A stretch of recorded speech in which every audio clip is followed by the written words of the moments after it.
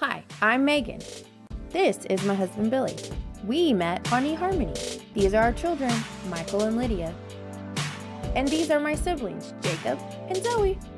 We aren't your typical family, but together we have lots of fun. Welcome back to Intentional Bonus Mom. I'm Megan, second wife and stepmom too. Okay, my nose itches all of a sudden. I hate that. I start vlogging or making a video, and then my nose starts itching. It's like a Dustin to do that. All right, so enough of me rambling. This video is the top 5 stepmom do's. Can I say I did all of these perfectly correct? Heck no. All right, first one. I did this one really well. Find your person. This I actually got from somebody else, and their 101 ways to be a kick-ass stepmom. So if you haven't looked that book up, you should do it. Find your person. For me, I really never thought that my sister and I would both be in the same situation, raising stepkids, and be going through not only being sisters, but also stepmoms. So, yeah. It has been a very, very interesting ride. Not gonna lie. I kind of rhymed there and didn't even mean to. So, find your person. I don't encourage it to be your husband all the time. Yes, there are times where you're going to vent and you're going to talk and you're going to discuss. But also having an outsider or somebody who's been in your situation, who's not been in your situation, but has a good ear to and just listens, is the best. And honestly, that is the best plan and the best idea, not only for you, but for them. And I think for my sister and I, it works out great because we can go back and forth. We can go any event session, and the other one calls as soon as they can. And so it's great. It kind of relieves some of that from your husband, and sometimes they're the best person to give you advice because they're like, well, have you thought about this? And then so you go to your husband with that and you're like, hey, it's great. Best tip, I could just say top 1 tip and just call this done because that is by far the best. Plan alone time with your spouse. I've said this multiple times. We kind of lost that spark, that fun little go do stuff. Date your spouse. It is super easy for us to get caught up in the kids and the stress and birth mom drama and all that. But your big thing is don't forget to date your spouse. We actually made a jar, and I made a video about this a little while ago.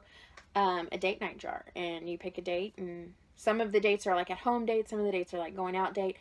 One of them, we have like these special cards that have like nothing on them, and at any time we can pull one of those and plan a special date. And that's what we did.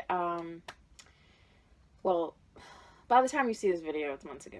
But we did that in December. We went to see the play Whose Holiday?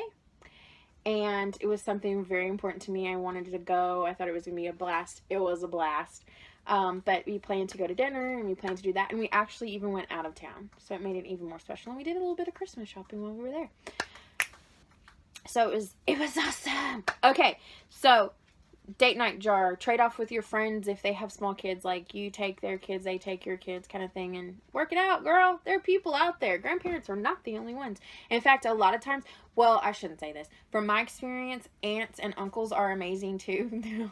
Your children will survive. Will your house be a mess? Absolutely, but your children will survive.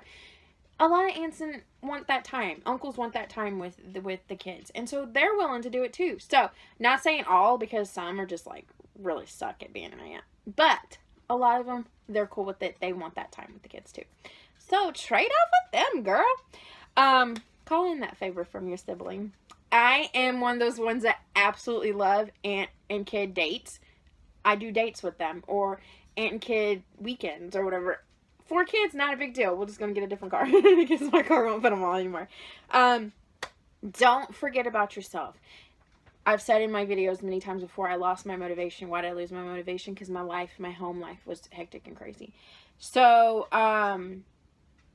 whether it's reading a book, going for a walk, hanging out with your friends, going to Starbucks by yourself. Like, girls, let me talk about that. I actually think I posted on Instagram a story about it was raining. I was in a bad mood. I had been cold. I had been stressed out. I just needed some alone time. And I kind of let things get to me, and my spirits were just down in the dumps. And it was raining, and there was probably 20 cars in the Starbucks parking lot. But you know, I didn't care. I just sat there in my car, just zoning completely out. And I felt 10 times better after that. And then I remember things that comments people had made, and brought dinner home. So that's what you do. And then I also realized at that moment that I was really hungry. That it turns out I hadn't eaten all day. That's probably when I was a little emotional. Hangry is real. So whatever your hobbies are, do it. If it's sitting in the tub or pretending to be pooping, like, hey, I get it. Just get in the bathroom, lock the door. My door doesn't lock. So unfortunately that part sucks. But if you have to go in the bathroom, pretend you're going poop. Can you say that on YouTube? I feel like you can. You can say a lot of stuff. So, do it. Number 4, don't sweat the small stuff. This also came from the 101 Ways to be a Kick-Ass Stepmom. We overthink things. We overanalyze things. We emotionally get really, really overwhelmed with things. And we start running on empty. And when we're running on empty, everything bothers us even more, and looking back, it's just not worth it. It's just not worth it. Now, this is something that's going to take a lot of practice and a lot of backing up and stopping and going, is this really? Big thing. Let the parents parent. Let them deal with it. Let them take care of it. Don't worry about it. Birth mom doesn't like you. Okay. Whatever, it's not worth it. And tip number 5, embrace the chaos.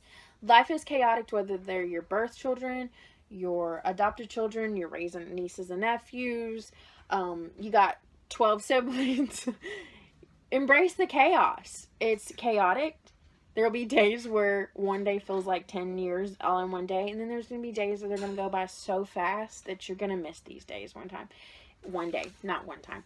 You're going to miss the days. And so embrace the chaos. Embrace the craziness. And give yourself the opportunity to grow and have fun. Hey guys, if you have any comments, questions, or concerns, leave them down below. If you're not comfortable there, you can DM me on Instagram. It's intentional_bonusmom, where I randomly put sparks of inspiration there. Anyway, guys, thanks for watching, and I'll talk to you later. Bye!